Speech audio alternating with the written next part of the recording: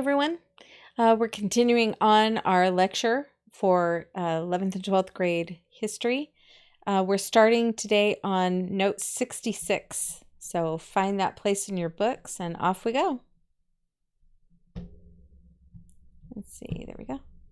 Okay, we're talking about entrepreneurs. An entrepreneur is a person who organizes and manages a business undertaking, someone who is willing to risk failure for a chance of success. An entrepreneur puts money, time, effort, and their reputation all on the line to create some kind of business undertaking.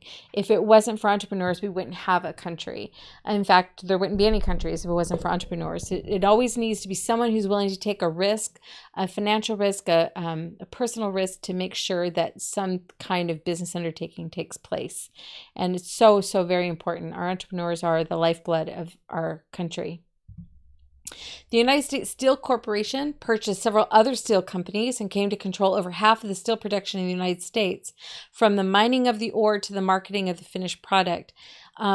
This was at the very beginning of steel becoming a huge commodity to be used. Before this, steel was so very, very expensive, and the Bessemer process caused it to be much easier to make and thus cheaper, because of entrepreneurs like Bessemer, and then the United States Steel Corporation, and creating this steel corporation where he started taking everything.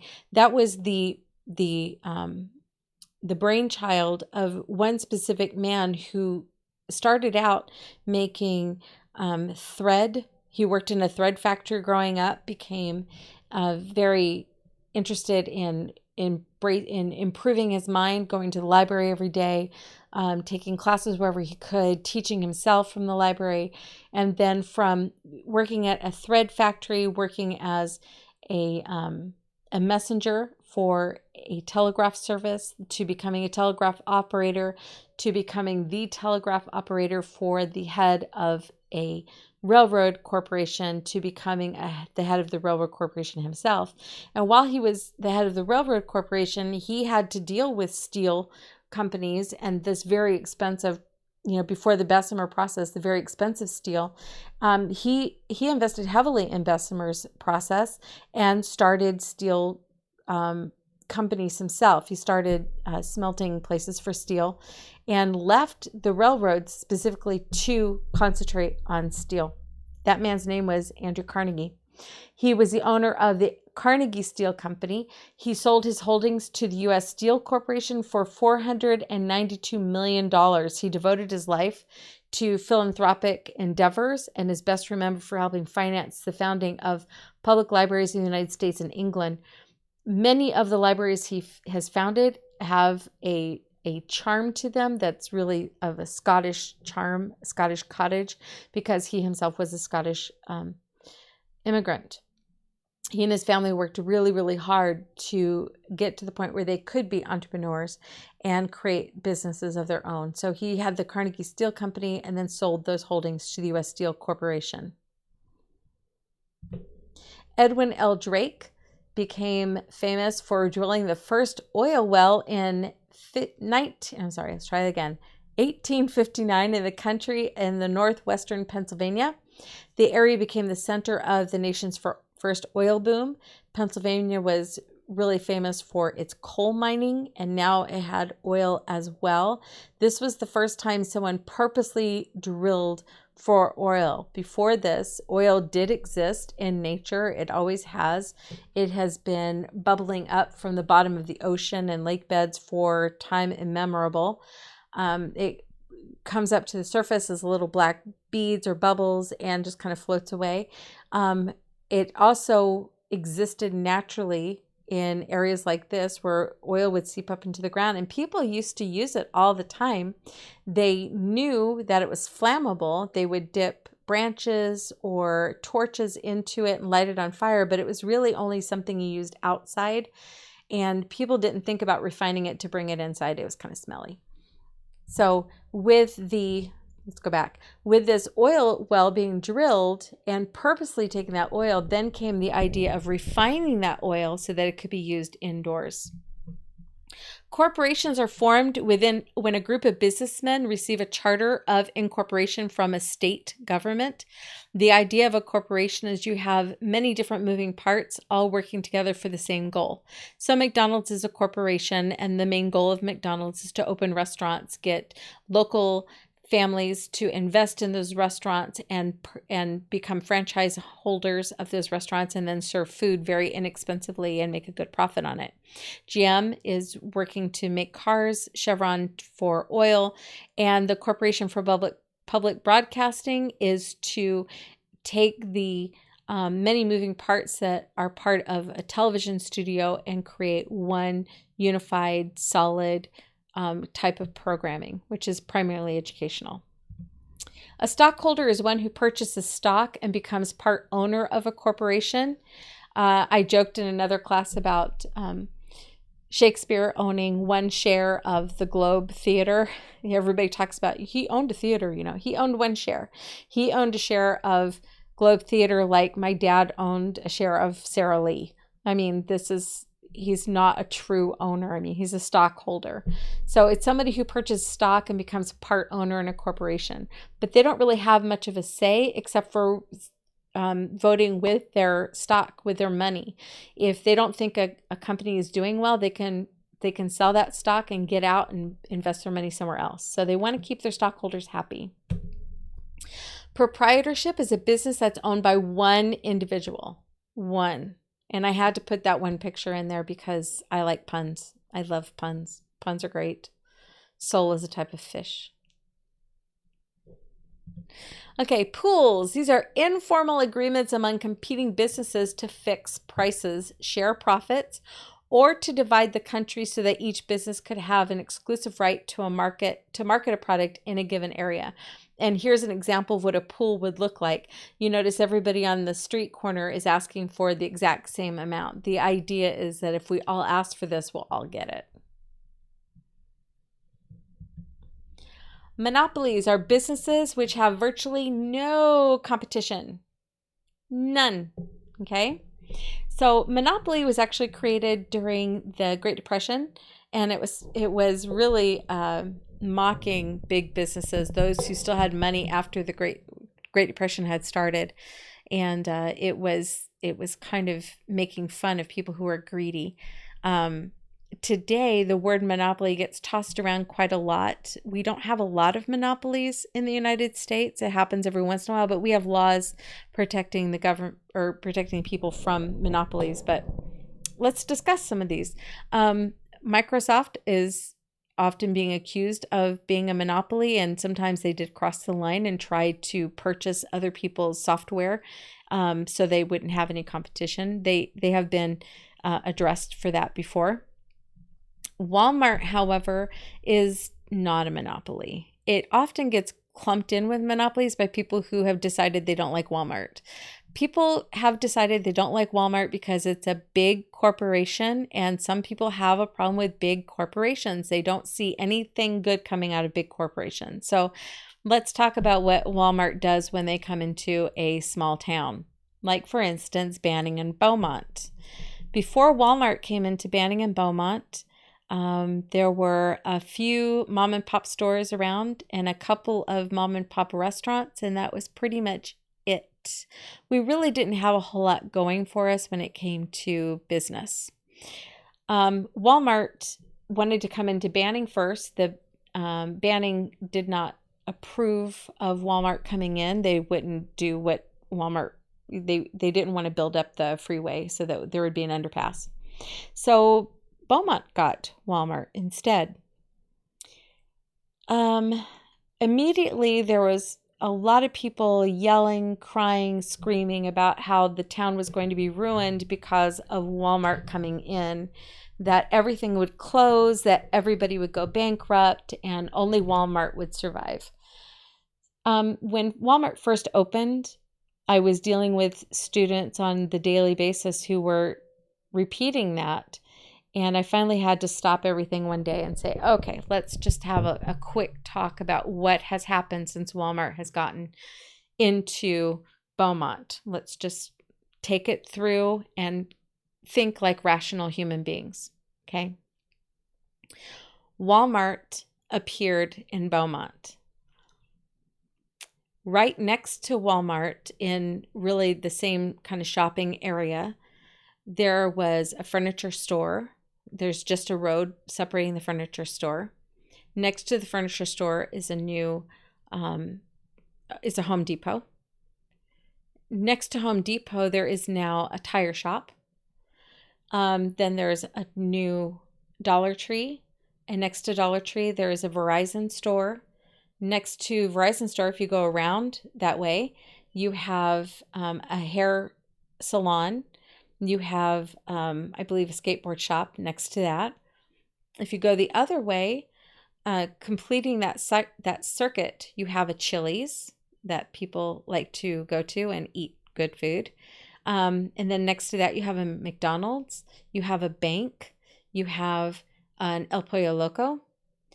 And then if you go on the other side of Walmart, you have Taco Bell, a gym. Used to have a frozen yogurt place. And then you also have a PetSmart, you have a Ross, you have a grocery store, Aldi's, you have, Best Buy, Wiener Schnitzel, you have a hairstyling salon, you have an eyeglasses place, you have GameStop, don't forget GameStop. You have La Casita, great Mexican food. You have a Panda Express. You have the barbecue place Dickey's. You have several restaurants right there on that little row, and then another bank that's right there. Before Walmart came in, none of those other stores existed. Walmart brought all those businesses with it. And since then, people have started building across the street from Walmart. Walmart doesn't destroy small towns, it actually brings them up. The only time that small town businesses tend to go bankrupt when Walmart comes is if they refuse to change their business model. And it's usually a business model that's already pretty much on the rocks. I remember when Walmart was trying to go into Los Angeles, into areas of Los Angeles, and the representatives of those areas would walk into mom and pop party stores and say, Walmart is going to put you out of business. Now, the store that they went into for the newscast to make everybody scared was full of party dresses for little girls. I mean, just adorable, lace and ruffles everywhere. It was adorable. And they said, Walmart's going to come in and put you out of business. And I'm thinking to myself, I've never seen those dresses at Walmart. If the mom and pop stores are selling something different than Walmart, then they're still going to have an audience. They're still going to have a group of people who will come in and purchase from them. That's the key. You don't sell the same thing Walmart does. Okay, Adam Smith. He was the man largely responsible for the laissez-faire policy. The laissez-faire means hands off. Thank you very much. His book was called Wealth of Nations, and it espoused a philosophy that individual freedom in economics leads to the greatest good, not only for the individual, but for society as a whole. Adam Smith wrote this very long, very detailed book called An Inquiry into the Nature and Causes of the Wealth of Nations. We just shorten it to Wealth of Nations. But he loved economics, which was a fairly new study. He loved it to the point where it is really almost a little insane. Okay, I read it.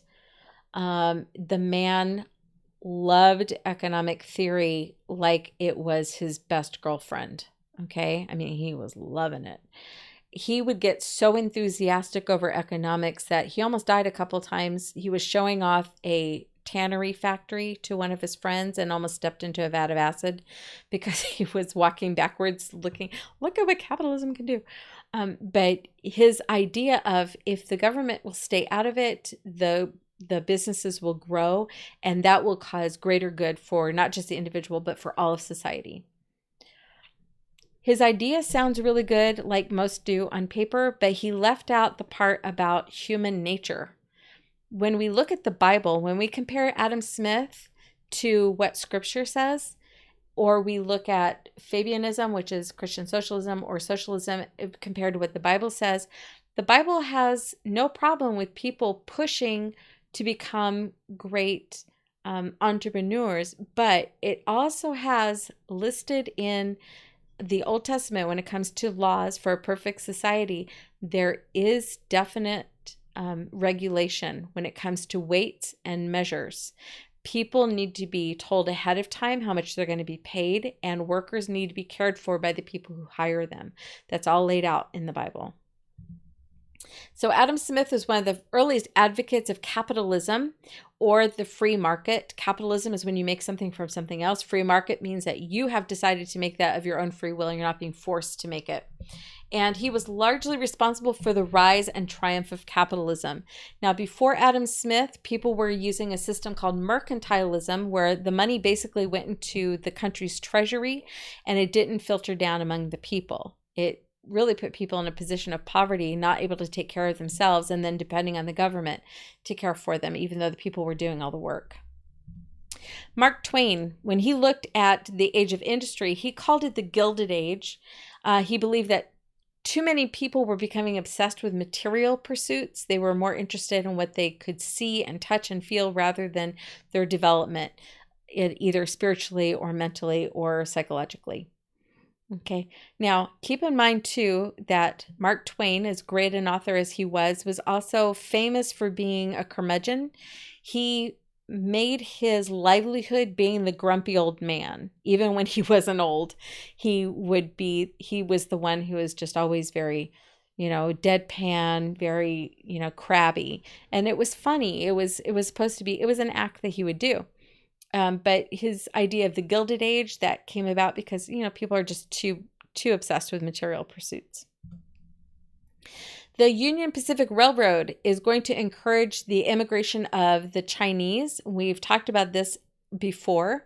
We're just hitting some news stories here. And then in literature, you're reading about another group of Chinese that came in after World War II. And we have different groups having to deal with American culture while still holding on to their homeland's culture and learning how to mix those two, which is really important. People in the United States, the majority of them, don't want people to forget their old culture. They just want them to be able to assimilate into American culture as well, which isn't easy. We understand that. We get that. But for most Americans, we only speak one language. For immigrants who come into this country, many of them speak multiple languages, which is phenomenal. So if you meet somebody who doesn't speak really great English because they're from another country, your respect level needs to go way up, because that's somebody who has left home and has gone to another country and is learning a whole new culture and a whole new language, which is more than most of us do. Okay, the Great Chicago Fire was another huge moment for the nation's history. It happened in 1871. It ravaged the nation's fastest growing city. Chicago was the place where all of the railroads basically converged. It was in the middle of a prairie, and all the convergence of those railroads was where all the cows from the long drives that we talked about, the cattle, the long drives would come to Chicago. The cattle would be butchered and then packaged up and sent to other people on the railways. Boston also experienced a similar disaster in 1877. Both cities were quickly rebuilt, and since everything was destroyed, they could just clear the space and start all over, and there were so many big improvements from that. I know in Boston there was a flood of molasses, but I think that happened in the 1900s, so I'll try to remember that.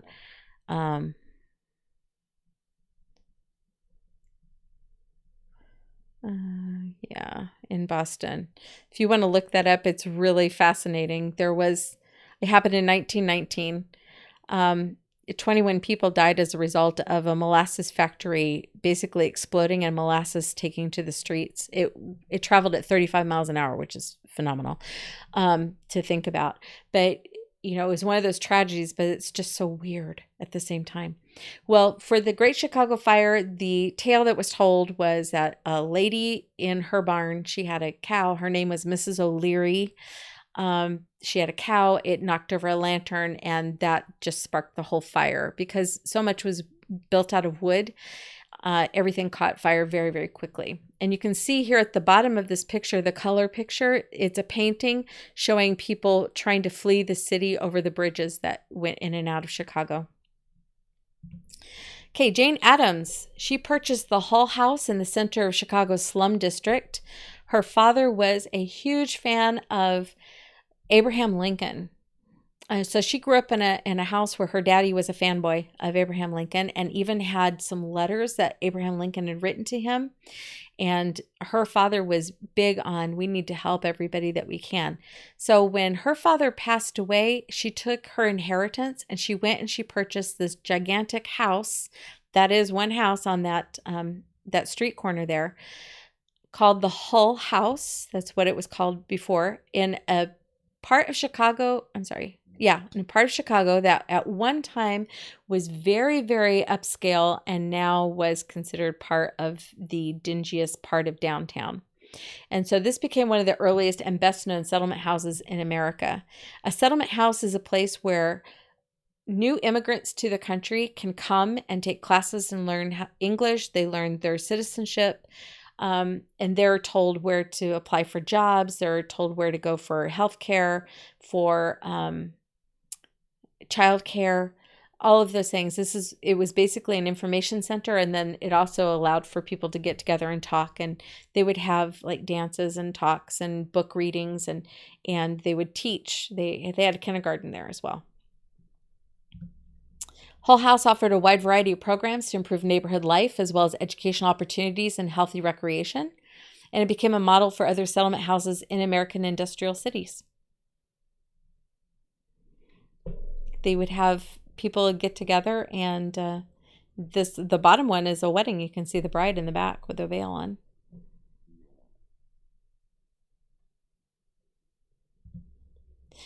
The Brooklyn Bridge was built during this time. The man who built it, who started it, his name was John A. Roebling, and he built several bridges, including some bridges in the South, and one of his bridges was the focal point of one of the last battles of the Civil War. But after the Civil War, he began building the Brooklyn Bridge, and this became a symbol of the advance of transportation in the 1880s. He started building suspension bridges. That bridge in the South that I was talking about was a suspension bridge. He was starting it small, and now he was going to build this over the East River that went from Brooklyn to Manhattan. It's going to take a long time, 13 years, and it's going to take $15 million to complete this bridge, but it was well worth it, except for there was a lot of bad stuff that happened while this was going on. A lot of people died building the Brooklyn Bridge, but it is a beautiful piece of workmanship. Now, John O. Roebling, he was the chief engineer and one of the 20 men who lost his life in the construction of the Brooklyn Bridge. His son, Washington Roebling, finished his father's work but was crippled during construction. John A. Roebling was out inspecting the bridge one day. He was getting off of the little raft that took him around, and when he was stepping off, his foot got caught between the raft and the stone support of the bridge, and it crushed his foot. And he didn't really trust doctors and medicine at the time. You have to remember, this is right after the Civil War, when a lot of people lost limbs and had them cut off without any kind of anesthesia. So people were a little skittish about doctors at the time. So he tried a method that they called the fresh water method, which he basically bathed his broken, crushed foot over and over again, hoping the water would heal it. It didn't heal it. He ended up getting blood poisoning and dying as a result. Washington Roebling was not just an architect, but he was a free diver. He would dive all the way down to the bottom of the river, check the pilings, and then pop back up. But he did that so many times that he ended up getting what we call the bends, where nitrogen actually collects in pockets in the joint areas. So he became crippled as a result of that during construction. So I always remember the Roeblings because I imagine Washington standing in his room looking out over the Brooklyn Bridge, working while in his robe. But the truth is, Washington's wife, Emily, took over, and she became the third architect working on this bridge. She took over supervising the construction. She was the first woman field engineer. She is a very important person, and she needs to be mentioned in all the history books. And Mr. Nino told me this year, he said, "Hey, Mrs. S, you remember how you were always talking about the lady who helped to build the Brooklyn Bridge and she was never in any of our textbooks?" And I'm like, "Yes, I know who you're talking about, Emily Roebling." He's like, she's in our history book this year. I was so excited. So yay, go Rebecca. Louis Sullivan, he was designing buildings that went up instead of out, especially in places like cities where the ground area, the ground floor area was costing so much money because you have people crowded together in these cities that each square foot is going to cost a lot of money. So the idea of building up on this property was cost effective. He's considered to be the father of the modern skyscraper, and this is his very first skyscraper. Isn't it gorgeous? It's 10 whole stories. It's called the Wainwright Building. But one of the things he introduced to the building area, I don't know what to call it, the building corporations, the building ideas, was using steel for beams instead of wood, which is going to make a huge difference. Samuel Gompers, he was an English immigrant who founded the first successful national labor union in the United States. It was called the American Federation of Labor, or AFL. His idea for a labor union was not what we think of labor unions today. His was more of a guild. He wanted for people to become successful at what skill they had learned, and then as they became more and more successful, they would move up in the guild. The way guilds were formed back in old time Europe, the guild would start with a person who would be you would have a person who trained with somebody else, an apprentice. They would be an apprentice, and they would train for a couple of years with somebody else, learning the ropes, learning the basics. Then they would become a journeyman, which they would learn what they had learned as an apprentice, and they would start to put it in practice. And somebody who needed a job done but couldn't afford like the master craftsman would often hire an apprentice to do like little jobs for them. And then once the apprentice went to journeyman, and once the journeyman proved his worth and proved that he could do the job, he was then promoted to the idea of master craftsman. So you paid for the master craftsman to do the job. Now, his specific labor union, he was a cigar manufacturer. He was a cigar maker. That's what he did.